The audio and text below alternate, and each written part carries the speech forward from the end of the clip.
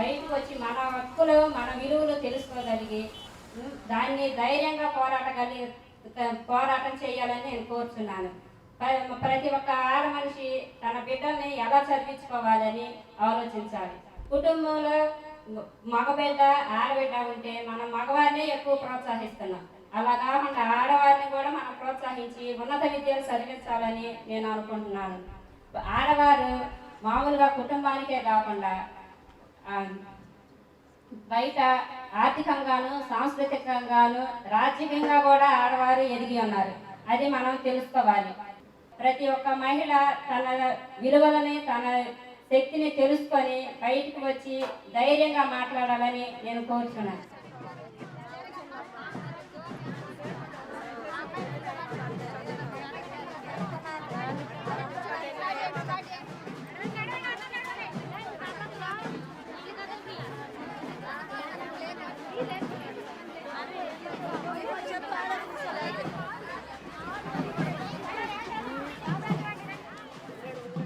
Here we see a small beginning in the people's life.